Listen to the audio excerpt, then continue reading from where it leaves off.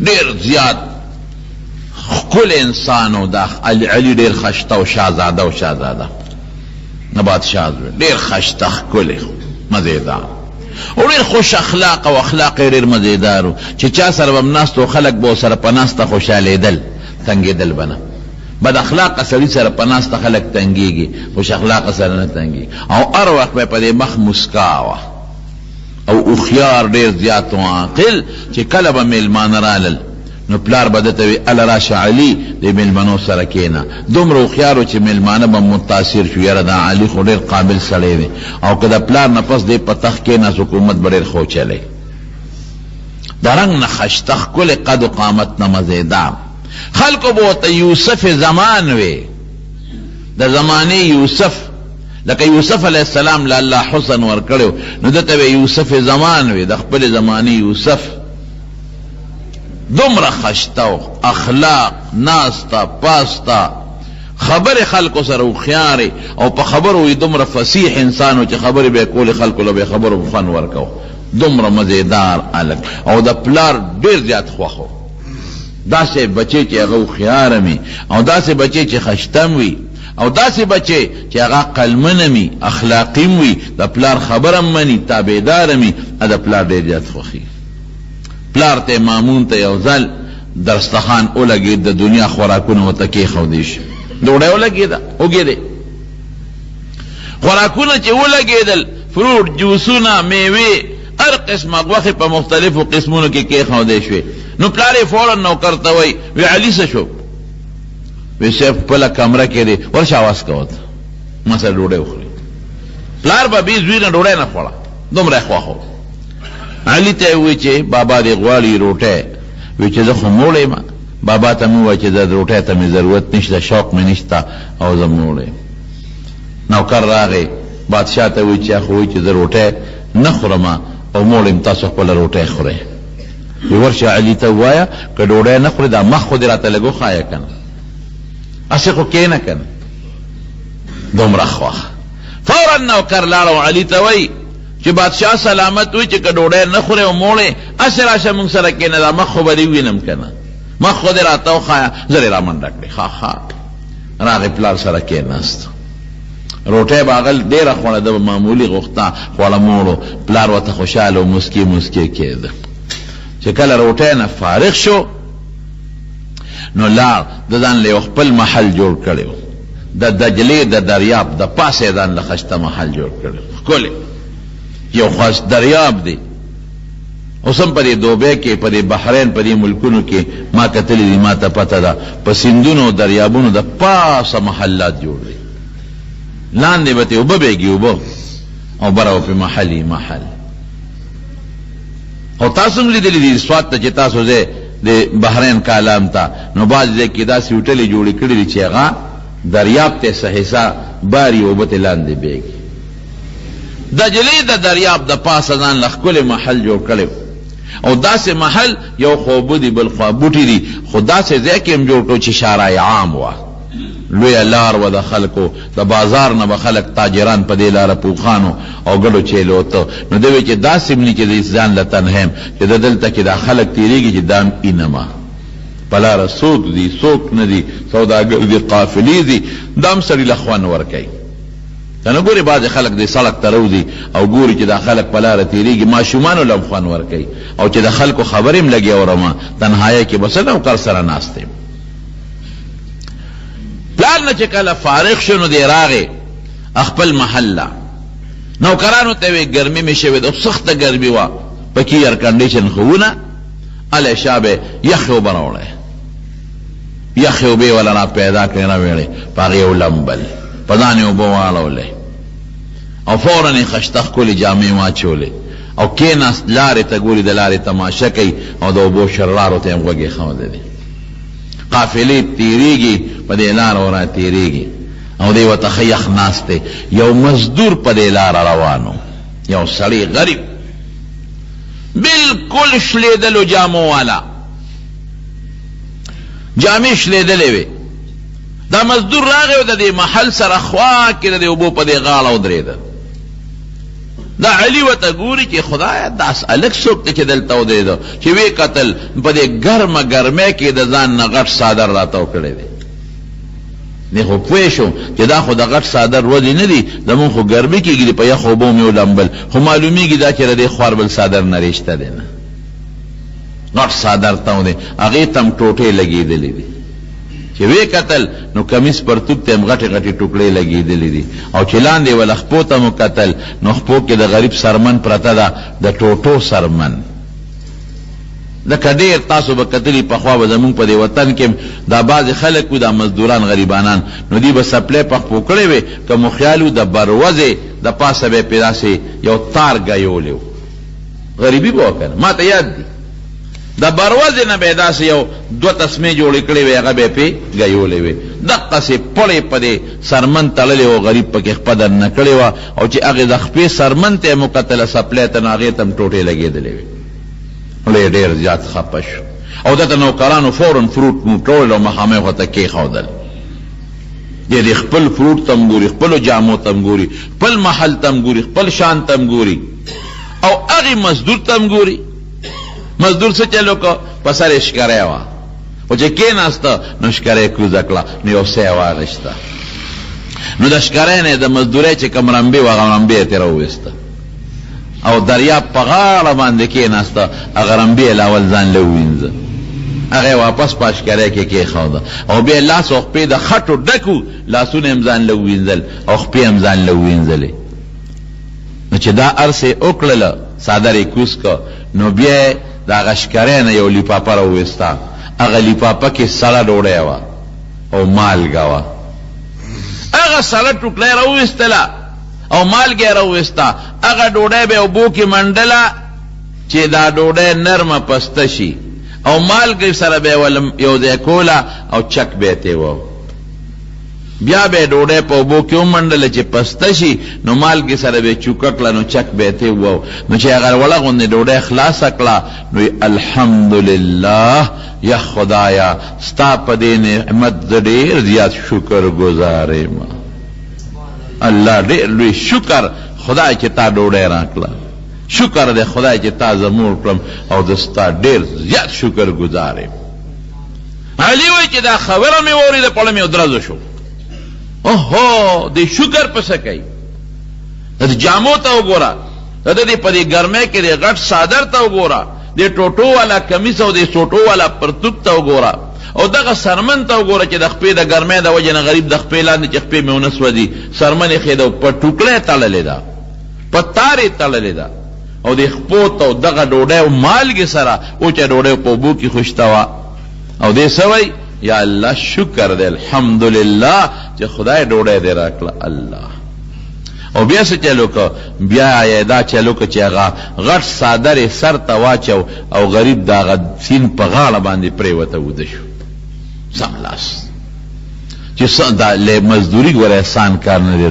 ډېر ګران کار دی پیسې ګټل آسانه خبره نه ده دا خلک دې نه دوبه تر چې حزوی لاړ شي کنه د دنیا خلک یې پته مای جی مال به موبایل راوړي مال به ترماس راوړي او مال به غړې راوړي او مال به جامې راوړي تاسو ردی خوارانو نه خبر نه ټیک ده چې په دوبه کې خلک خخ نوکریم کوي اعلی نوکرې کوي خو قسم په خدای جمعات کې ناس ما د دوبه لیبر او مزدورم لیدلې دي ما لیدلې دي په خپل چې اقل تر دریاب په غاړه د چمن ډېر زیات دي او دې دغه کې په دې د کسین کې دلته پارکونه دي التم پارکونه دي نه کې چمن دي او په خدای یقینو که دومره غټ غټ ماشي غټ ماشي لکه یو ځل یو چمن کې کېناستم په یو پارک کې مرګري را سره نو خپې مې ګر چې مې وکتل هلکه دا خو ماشي دي دومره ماشي غټ ماشي سمندر دریاب دی او ډېره زیاته ده نمی ډېره زیاته ده دومره ماشي نو چې ما سار وختي پېشمني او وخت کې ووتم مونځ مې وکړ یو ځای کې او بیا تلم داسې ما ته ملګري په دې دریاب چکر لګو دا وخت خاموشي وي ښځې سړي پکې ني نو هغه چمنو کې خلک پراتو څادرونه یې اغوستي وو مې دا څوک دي وایي دا د خوارۍ مزدورۍ والا غریبانان دي د دې د شپې ځای نشته چې شپه یو ځای کې وکړي ولې د شپې ځای نشته نو چې په دوبه کې خو کمرې قیمتي دي کټ کم ځای میلاویږي، نو چې دې په هوټل کې ځان له کمره اخلي نو دومره خو دې نه ګټي چې هلته ورکي. دا خوار دقه چل کې دلته پروت دی، دا غریب په دې چمن کې پروت دی او څادر یې په ځان اچولی دی او په څادر کې پروت دی. چا راله روټۍ کړې وه نو چې هلته لاړو روټۍ له نو هغې خواران بار ووتل او موږ 2-3 کسانو ته یې روټۍ کېښوده نو چې کمرې ته ننوتو نو دا کټونه نه دي دیوال پورې، دی لاندې یو کټ د پاسه بل د پاسه بل د پاسه بل 4 کټونه یو بل د پاسه کړي، دې دیوال ته دې دیوال ته دې بل دیوال ته. یا لکه دا څه دي؟ وایي چې دې کې موږ پراته یو که نه، موږ سره خو دومره پیسې دي چې 4 کمره کې 4 کسان ځای شو. دا دې خو ډېره ډبل کري، د دوبۍ کې څوک اوسېدي شي په کرې. نو موږ دا په 15 کسانو باندې دا کمره کرې کړې ده، نو یو لاندې پروت یو د هغه د پاسه یو د هغه د پاسه یو د هغه د پاسه، نو چې یو ډقي نو ټولو سره ډقي. دا عجیبه انصاف. او دلته خلک وایي مال یې ګړی راونړه، مال یې موبایل راونړه، مال یې جامې راونړئ. تاسو غریبانانو نه خبر نه یې چې دا خواران دلته څه ژوند تېروي. علي وایي چې دغه سړي ته مې وکتل دی مزدور ته، نو ځان ته یې هغه څادر واچو دی پرېوت اوده شو او زه ورته دقسې اوس حیران یم چې یا خدایه زما دې ټاټ پاټ ته وګوره، دې دولت ته وګوره، دقه مزدور غریب ته ګوره، او دې په هغې کې څومره شکر گزار دی، او دې ګرمۍ کې دله خوب څنګه ورځي چې د خوبه پاسېده نو دریاب له ورغې نو اودس یې وکړه، نو پاسې 2 رکعته مونځ یې وکړه، نو د مانځه نه پسې الله ته لاس اوچت کړل، نو بیا وایي یا الله ستا ډېره شکریه، الله ستا ډېر لوی حمد او مهرباني چې پروردګاره ماله دې خوب موقع راکړه او دس مې وکړو مونځ مې درته وکړو. علي نوکر ته ورشه دا مزدور ځان سره راوخېجه وبره او دا ښکری مو ته وایي رمبې دم ځان سره راوخېجې. نوکر پولیس والا ورمنډه کړې، هغه مزدور ته وایي چې شهزاده صاحب دې غواړي، نیک دې غواړي. بادشاه زوی علي اله زر راځه. هغه وایي علي په ما څه کوي، زما هغه سره څه کار دی، زه خپل کار به کوي، زه مردو سړی یم. وی خامخا دې غواړي که نه دی په زور دی بوزو، څنګه به نه دی، بادشاه زوی دی غواړي ته نه ور دی. خولې نه یو آیات وت عصا ان تکرهوا شیئا وهو خیر لکم. الله وی ډېر کله تبا یو شی تا ته ښه نه ښکاري خوا به دله بهتري. ټیک ده چې دا شیخ ما ته ښه نه ښکاري، د بادشاه دې دربار ته ورتل ممکن ده چې دا ماله بهتري. ناشکری په سر کړه او نیغ دربار ته وخته، چې وخته نو بادشاه دوی ورته دغه ځای کېنه، نو چې کېنو ویې لکه مزدورې وی او مزدورې مزدوري کې وی او صاحب مزدوري کو. ولې مزدوري کې؟ وی صاحب د خپله محتاج یم ډوډۍ ته، او زما یوه مور ده چې هغه شله ده په خپو باندې، او یو مې خور ده چې په سترګو ړنده ده. مور مې شله ده او خور مې په سترګو ړنده ده، نو هغه خواران محتاج دي، زه د هغوی کفیل یم، د هغوی کفاله کومه، نو دقه مزدوري کوم او چې څو ګټم نو هغوی له یوسم. علي ورته وایي چې هر کله ستا مور او خور تا ته محتاج دي او د هغوی کفیل نو دا اوس ته ځان له ولې ډوډۍ وخوړه. بیا خو پکار دا وه چې تلې وه هغوی سره یو ځای دې ډوډۍ خوړلې وه، هغې دې پرېښودله اوس ځان له دې ډوډۍ وخوړه. وی اوږې ومه ډېره زیات مزدوري مې وکړه، اوږې ومه، او هغوی سره مې ځکه ډوډۍ ونه خوړه چې هغوی د ورځې روجی د ورځې روجې نیسي، دې وخت کې هغوی خوراک نه کوي. ماښام به که خیر روجه ماتئ او زه به د خپلې خور او مور سره یو ځای روجه ماتو. بیا ورته علي وایي وی ښه دا راته ووایه چې ستا ډیوټي څه ده او کار دی څه دی، ډیوټي دې څه ده او کار دې څه دی؟ وی ډیوټي خو مې دا ده چې زه سهار نه روزم او د مازدیګره پورې مزدوري کوم، خټې لوټې کوم، دیوالونه جوړوم، ډیوټي کوم، دا مې خپله مزدوري ده. او مازدیګر نه پس څه کوې؟ مازدیګر نه پس الله ته عبادت کوم، خپل مالک راضي کوم. وی خوب وی خوب مې تا ولیده که دغه مې خوب و. نو په دې خوب ستا کار کیږي، په دې خوب او ورته څه وایي؟ او ورته وی چې د قبر د تیارو سوچ څوک کوي د دنیا خوبونه نه کوي. بیا که دلته مې خوب وکړ نو قبر کې به خوب تریخي بیا به نه راځي، او که دلته مې خوب ونه کړ روړه مې وکړله نو انشاءالله چې قبر کې به ډېر خوب راله راشي. دلته چې څوک خوبونه کوي قبر کې به ویښې خوب به نه ورځي، او چې دلته کې مې خوب ونه کړ ویښه مې تېره کړه نو انشاءالله چې خدای به وي ډېر ستړی راغلی دی، دنیا کې خوب ډېر کم کړی دی، پرېږدی دی فرشتو ته به چې دی په دې قبر کې اوږد خوب وکړي. نم که نوم العروس. بادشاہ دوی حیران شو، وی ته چې دا مالګه وخوړه اوچه ډوډۍ تا د الله شکریا ادا کړه وي، او وی دا ولې دا خو ډېر معمولي شی دی، او دا خو معمولي شی نه دی، خېټه مړه شوه که نه، خدای سلسله پیدا کړې ما او ماله خدای ډوډۍ راکړه. او وی ګوره بادشاہ سلامت تا ته خو پته نه لګي، ته خو په دې محل کې ناست دی، ډېر خلک داسې دي چې د هغوی دقه ډوډۍ هم نشته، ډېر خلک داسې دي چې په لاس وخ پور انځوران دي، زما خپله مور شله ده، او ډېر خلک داسې دي چې په سترګو ړانده دي، او ډېر خلک داسې چې په اندابونو مریضان دي. الحمدلله ما له خدای سترګې روغې را کړې، الحمدلله ما له خپې خدای روغې را کړې دي، الحمدلله ما له خدای خوله روغه را کړې ده. که زه د مور په شانتې وم بیا به مې څه کول،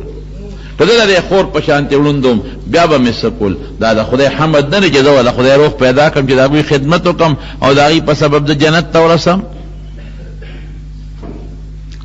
علی نوکر ته ویدلی او 15,000 درهم ورکا، دی مزدور لا 5,000 درهم. هغه زمانه کې 15,000 درهم داسې و لکه چې اوس ولې 15 لکه نه او 6 لکه روپۍ ورکوي. فورا هغه 15,000 درهم راوړل، وی دا والا وی په دې څه وکړم، وی دا به دې په کار شي، وی دې ته زما ضرورت نشته، هېڅ حاجت مې دې پیسو ته نشته. علي ورته وی که ستا ورته حاجت نشته نو زما خو ورته حاجت شته که نه، زما دپاره یې واله، زما به ثواب وشي، زه به خوشحاله شم. ځکه ستا ورته حاجت نه و ته پرې نه خوشحالېږې نو ما خوشحاله که زما دپاره یې واله. بیا ورته وی دی مزدور ته وی دعا راته وکړه. مزدور ورته وی چې تا په ما غلط شوې، دوا خو خلک د نیکانو نه غواړي، خطا شوې را باندې، زه خو نیک سړی نه یم چې ته ما نه دوا غواړې. ورته وی ښځه نصیحت خو راته وکړه که نه، وی نصیحت درته وکړم، وی وی بادشاہ سلامت، وی ته چې کلم په سفر ځې تیارې والا کې که نه کې، او دا آیت وی فذکر څنګه دی فإن الذکر تنفع المؤمنین، وی زه نصیحت ته کوم چې مسلمان ته به فایده ورسوي. وی ته چې کله په سفر دی نو سفر له تیارې کې که نه کې، وی بالکل د شپې نه ورته تیارې کوم، او سار نور کله ناوخته پاسم، او چې کله په سفر دم وختي پاسم خوبم پرېږدم او هغې دپاره تیارې کوم. نو وی علي د آخرت او د قبر خو ډېر لوی سفر دی، هغې له یې څومره تیارې وکړو، هغې له څومره وختي پاسې دی. په دې خبره پوه شوې؟ هغې له څونه وختي پاسې دی چې په سفر دی خو وختي پاسې، صبح سویرې وختي پاسې. نو د قبر ډېر لوی سفر دی، انتهایی سفر دی محشر میدان ته، حشر میدان ته. نو تا دې سفر له څومره وختي پاسې دی چې له غوندې سفر کې هغې له خو وختي پاسې، چې ډېر اوږد سفر ډېر وختي پاسې. د ایرپورټ ته چې کله د عمرې والا یا څوک ځي که نه نو دې ته هغه ایرپورټ والا وایي چې کم از کم 6 غنټې مخکې راشه یا 4 غنټې مخکې انټرنیشنل فلایټ له خو به خامخا راځې ګورئ. نو چې لرې سفري نو بیا به د جاز د تلو نه هم 6 غنټې او 4 غنټې ایرپورټ ته ځان مخکې رسئ، جاز رانه لاړ نه شي. هسې نه هغه کاونټر هغه چې کوم